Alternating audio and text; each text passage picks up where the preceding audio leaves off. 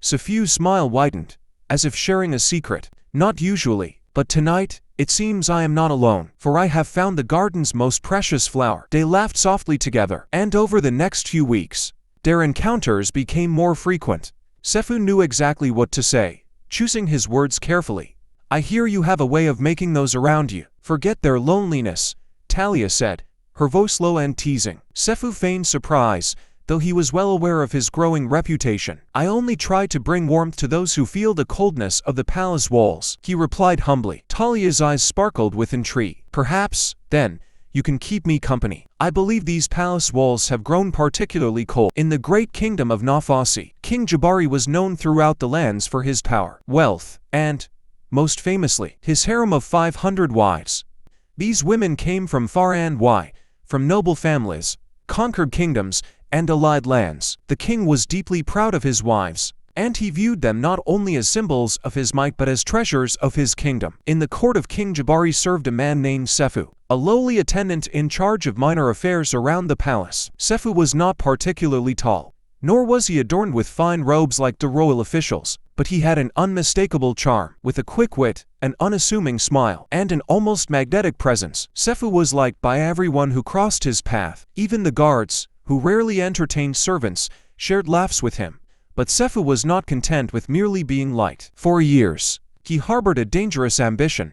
He desired the attention of the king's wives. Sefu had always been bold, but he knew that pursuing the king's wives was more than a foolhardy fantasy. It was a death sentence if ever discovered. Yet, something within him urged him forward. Fueled by a reckless ambition to prove himself greater than his lowly status, he convinced himself that he deserved everything within the palace walls, even the king's most prized treasures.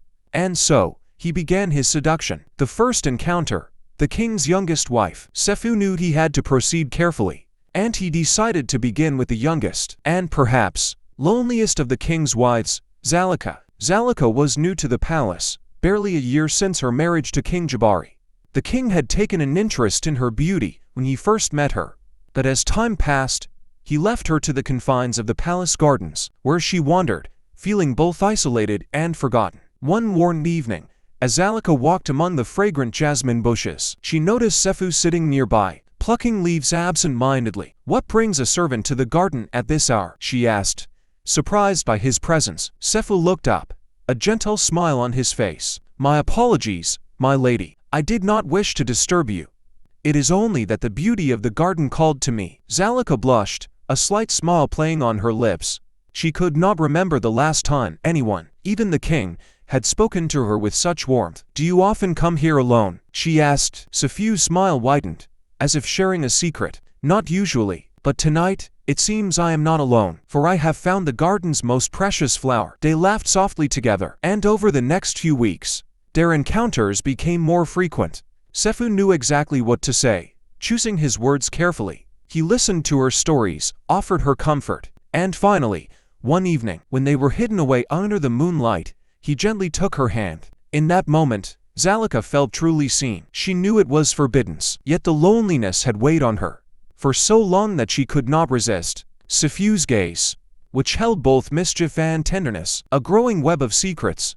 Word of Sefu's attentiveness began to spread quietly among the wives. Zalika, enchanted by him, could not keep from mentioning him in the company of the other wives, and soon, a few of the other women grew curious. There was Amina, who had been the king's wife for nearly a decade but had grown weary of his distance, and there was Talia, whose own marriage to the king had been a political arrangement, leaving her with little affection for her husband. One afternoon, as Sefu was walking through the corridors, he was summoned by Talia herself. "I hear you have a way of making those around you forget their loneliness," Talia said, her voice low and teasing. Sefu feigned surprise, though he was well aware of his growing reputation. "I only try to bring warmth to those who feel the coldness of the palace walls," he replied humbly. Talia's eyes sparkled with intrigue. "Perhaps, then, you can keep me company. I believe these palace walls have grown particularly cold." Sefu bowed, hiding his smile. "It would be my honor, my lady." One by one, the king's wives became drawn to Sefu's charm. Each woman sought in him what the king had failed to provide: a kind word, a listening ear,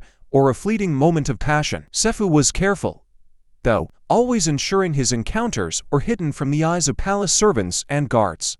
He moved through the palace like a shadow, carrying the secrets of the king's wives with him, each encounter deepening the web of lies and forbidden affection. The king's suspicion. Months passed, and Sefu's reckless ambition knew no bounds. He had enchanted over a dozen of the king's wives, each of whom kept his secrets closely guarded. Yet, the king began to notice subtle changes. The laughter of his wives seemed more frequent, their smiles more daring. Whispers filled the corridors, and though none would dare utter Sefu's name to the king, Jabari grew suspicious. One evening, while dining with his wives, the king noticed Zalika's laughter, softer but more vibrant than he had ever heard. "What makes you laugh so?" the king asked, narrowing his eyes. Zalika paused, realizing her mistake.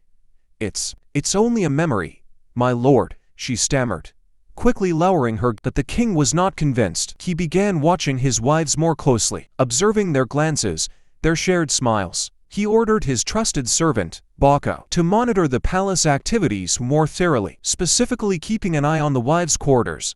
Days turned into weeks, and though Sefu managed to avoid detection, the pressure began to mount. The king's suspicions grew, and rumors of a phantom lover spread among the guards. The revelation and Sefu's audacious confession. Finally, one night, Bako caught a glimpse of Sefu slipping from the quarters of Amina, one of the king's most cherished wives. Bako was shocked, but he kept silent until morning, when he approached the king. "My lord," Bako began, bowing deeply, "I have discovered the cause of the strange happiness among the wives." The court fell silent, and the king's fury was barely contained. He immediately ordered Sefu to be brought before him. When Sefu arrived, he was calm, bowing before the king without a hint of fear. The king glared at him, barely able to contain his rage. "Sefu," he hissed, "is it true that you have dared to consort with my wives?" Sefu, surprisingly, met the king's gaze without flinching. "It is true, my lord." The court gasped. The king's face flushed with anger, and he clenched his fists. "How dare you? Do you know the penalty for such betrayal?" But Sefu spoke again, his voice clear and unwavering. "My lord, I only did what you could not. I showed them kindness, I listened to them. I filled the void that you had left." The king was stunned, the weight of Sefu's words hitting him harder than any blow. For the first time, he looked upon his wives and saw the sorrow in their eyes. In that moment, he understood how his neglect had led to this betrayal. Sefu's actions, while unforgivable, were born from a truth that the king could not deny: resolution and redemption. Realizing that his anger alone could not restore what had been lost, the king faced a choice. He could punish Sefu, as was customary, or he could take this moment to reflect on his own failings. After a long silence, the king took a deep breath. "Sefu," he said slowly, "you will leave this kingdom at dawn. Take with you the knowledge that you exposed my weakness. May it serve as a reminder of your own." Sefu bowed, acknowledging the king's surprising mercy, and with that, he departed, carrying the secret knowledge of the king's vulnerability and his own role in changing the hearts of the king's most cherished treasures.